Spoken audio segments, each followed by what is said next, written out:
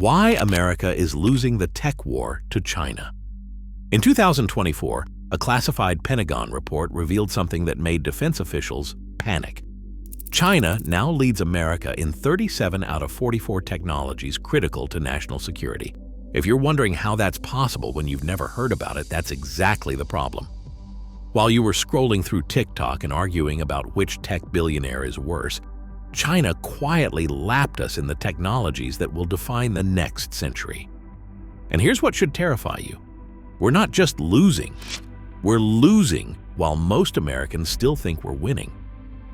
I've tracked every major Chinese tech policy document released since 2019, analyzed over 10,000 patent filings, and interviewed engineers at both U.S. defense contractors and Chinese AI labs who can't talk publicly. What I've discovered is that America's tech dominance is built on assumptions that stopped being true years ago. The gap between perception and reality, that's where empires collapse. In this video, I'm showing you why the Pentagon classified this report, what China focused on while America looked elsewhere, and how a series of quiet decisions shifted the trajectory of global tech power. By the end of this video, you'll see the entire global technology race differently than 99% of people. And you'll understand exactly why your life is about to change, whether you pay attention to this or not. Here's the evidence that would shock you. In 2023, China filed more international patents than the United States for the 5th year in a row. But here's what makes this genuinely alarming. Patent filings are a leading indicator. Whatever dominates patent filings today controls the markets of tomorrow. When Japan filed more semiconductor patents than the US in the 1980s, they dominated memory chips for the next decade. History is repeating, and this time the stakes are exponentially higher. They're not just filing more patents, they're filing patents in the technologies that will define the next 50 years. While American companies fight over social media algorithms and advertising revenue, Chinese firms are securing intellectual property rights in battery technology, quantum communications, and advanced semiconductors. The technologies that determine everything from electric vehicles to military superiority. And here's the part that reveals how deep this goes. The Australian Strategic Policy Institute tracked research leadership in critical technologies. China has established a lead in 37 out of 44 technologies deemed essential for national security and economic competitiveness. We're talking about synthetic biology, advanced robotics, drone swarms, and hypersonic detection systems. But wait, it gets worse. They're not just leading in quantity. They're producing the highest impact research in these fields. The papers that other scientists cite most frequently, increasingly coming from Chinese institutions. Beijing's strategy has shifted from copying Western innovation to setting the global research agenda. And most Americans are still operating under the assumption that Chinese technology is knockoff garbage. That assumption is going to cost us everything. But patents are just paper. The real nightmare is happening in the factories right now, and it exposes a vulnerability so severe that Pentagon strategists lose sleep over it. At this point, you're probably thinking I'm being alarmist. After all, we invented the iPhone. We have Silicon Valley. We created the internet. How could we possibly be losing? That confidence is exactly why we're losing. Because while you're celebrating past victories, the game has completely changed. The semiconductor industry reveals everything you need to know. Yes, American companies like NVIDIA and AMD design the world's most advanced chips. But here's the part that should make your stomach drop. We can't actually manufacture them at scale on American soil anymore. When you buy a cutting-edge graphics card or smartphone processor, that chip was almost certainly manufactured in Taiwan or South Korea. The United States has lost the ability to produce what we invent, and China has been working systematically to exploit that exact weakness. While American politicians argue about infrastructure bills, China has invested over $150 billion in domestic semiconductor production. They're not there yet. Western sanctions have slowed their progress, but the trajectory is undeniable. Every year, Chinese fabs get more sophisticated. Every year, they need Western technology a little bit less. And every year, the window for us to reverse this shrinks.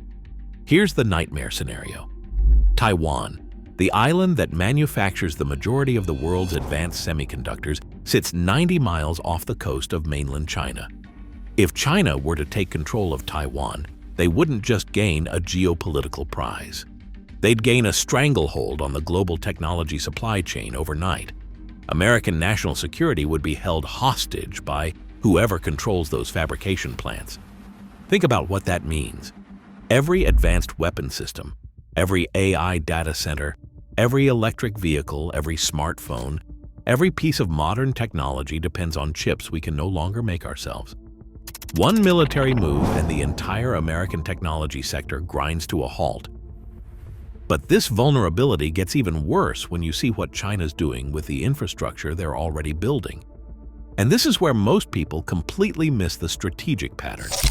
Western tech companies optimize for profit margins and quarterly earnings reports. Chinese tech companies optimize for strategic dominance and long-term positioning. That fundamental difference in time horizons changes everything. And nowhere is this more visible than in 5G infrastructure. While American telecommunications companies debated the return on investment for 5G networks, China's government made 5G deployment a national priority. They didn't ask whether it would be immediately profitable. They understood that whoever builds the infrastructure layer gets to set the standards, collect the data, and control the platform that everything else runs on top of. The result? China now has more 5G base stations than the rest of the world combined. Over 3 million installations connecting hundreds of millions of devices. And here's where the compounding effects start to accelerate. Once you control the infrastructure, you control the data flowing through it. That data becomes the training ground for artificial intelligence systems. Those AI systems become the foundation for smart cities, autonomous vehicles, and predictive healthcare. You see how this compounds? Infrastructure leads to data. Data leads to AI dominance. AI dominance leads to economic and military supremacy across virtually every sector. It's not 5 separate competitions. It's one integrated strategy where each piece reinforces the others. And we're treating it like 5 unrelated problems while they're executing it as one coordinated plan. Now here's the counterpoint that reveals both America's remaining strength and our most critical blind spot. Because we do still lead in one crucial area, and understanding why that might not be enough is essential to grasping what happens next. America still leads the world in cutting-edge innovation and fundamental research. Our universities produce groundbreaking discoveries. Our venture capital system funds high-risk, high-reward moonshots. Our culture celebrates entrepreneurship and tolerates failure in ways that China's system simply doesn't. But here's the uncomfortable truth. Innovation without execution is just expensive science fiction. China has become the world's factory for turning innovations into scaled products. They excel at manufacturing excellence, supply chain integration, and rapid iteration. While an American startup spends 2 years perfecting a prototype and navigating regulatory approval, a Chinese competitor copies the concept, manufactures it at 1/10 the cost, and floods the global market before the original inventor even reaches production. This creates a devastating dynamic that most people don't understand. American companies innovate, Chinese companies scale. And in technology markets, scale often matters more than being first. Scale means data. Scale means market power. Scale means setting the standard that everyone else has to follow. Electric vehicles perfectly illustrate this pattern. Tesla pioneered the modern EV revolution with breakthrough battery technology and software integration. Brilliant innovation that changed the entire automotive industry. But today, Chinese EV manufacturers like BYD are outselling Tesla in the world's largest auto market. They took the concept, localized it, improved the manufacturing process, and leveraged China's dominance in battery supply chains to undercut on price while maintaining quality.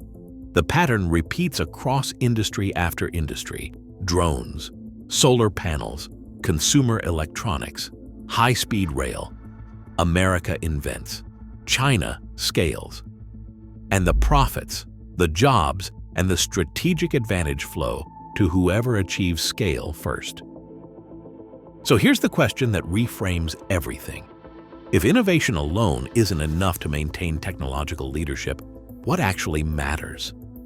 And the answer reveals the one factor that could determine whether America reverses this trajectory or falls permanently behind.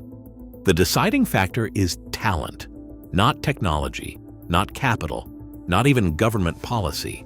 Talent. Where the world's best engineers, scientists, and researchers choose to build their careers.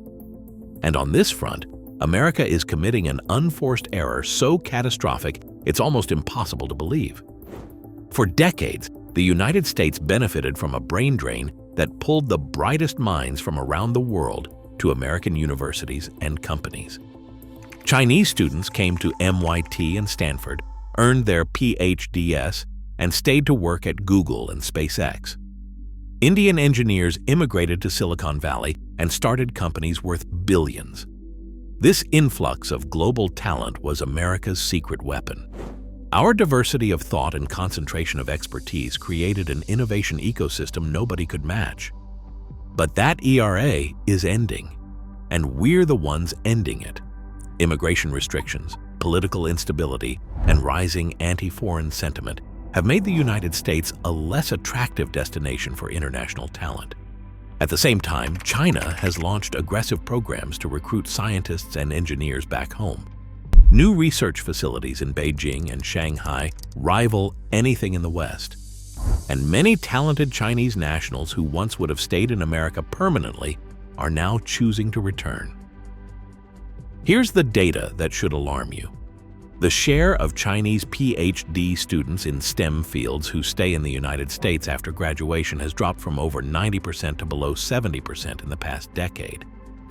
That might not sound catastrophic until you realize that Chinese nationals make up the largest group of international graduate students in American science and engineering programs. We're literally training the researchers who will give China its technological edge, and then pushing them away with restrictive visa policies and hostile political rhetoric.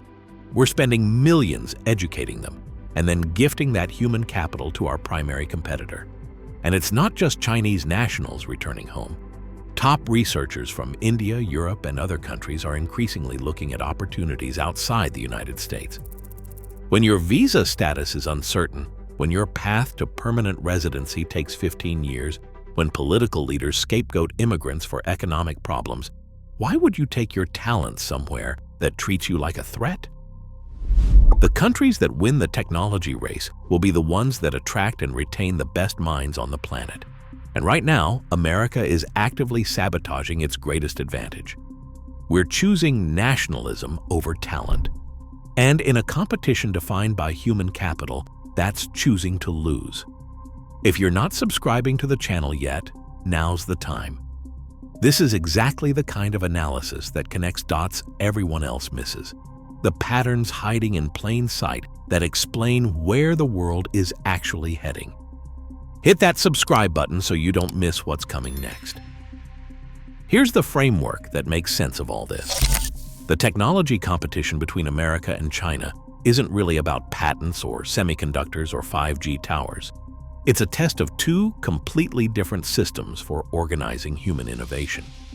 And the outcome will show the world which approach works better for the challenges of the 21st century.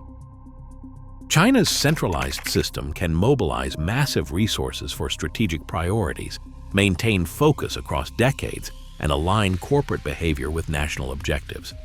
Those are real advantages. But their system also suppresses the criticism and dissent that drives breakthrough innovation, prioritizes political loyalty over scientific truth, and lacks the transparent legal frameworks that enable international collaboration.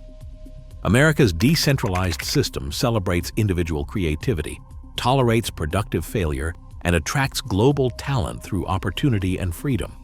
Those are real advantages too.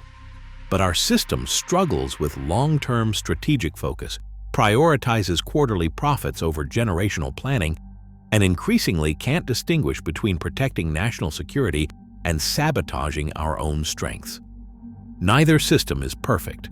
The question is, which set of advantages matters more for technological leadership in an era of AI, quantum computing, and biotechnology? And right now, the evidence is uncomfortably mixed. Here's what I need you to understand. This isn't a distant geopolitical abstraction. The outcome of this competition will determine the world your children inherit. It will shape who controls artificial intelligence development, who sets the rules for genetic engineering, who owns the infrastructure of global communications, and ultimately, which political and economic system serves as the model for human civilization going forward. The decisions being made right now about research funding, immigration policy, and strategic priorities will echo for generations. And the gap between what we need to do and what we're actually doing, that gap is where global leadership changes hands. America isn't doomed to lose this race. We still have tremendous advantages in innovation culture, institutional knowledge, and our ability to attract talent. But advantages don't matter if you refuse to leverage them. And right now, we're making the exact mistakes that squander our strengths while playing to our weaknesses. The question isn't whether America can compete with China in technology. The question is whether we're willing to do what it actually takes to compete. Whether we can think in decades instead of election cycles. Whether we can welcome talent instead of building walls. Whether we can fund long-term research instead of just quarterly profits. Because history doesn't care about your intentions or your past achievements. It only records the outcomes. And right now, we're writing a story of decline that didn't have to happen. Let me know your thoughts below. If this video changed how you see America's technological future, watch this one next here.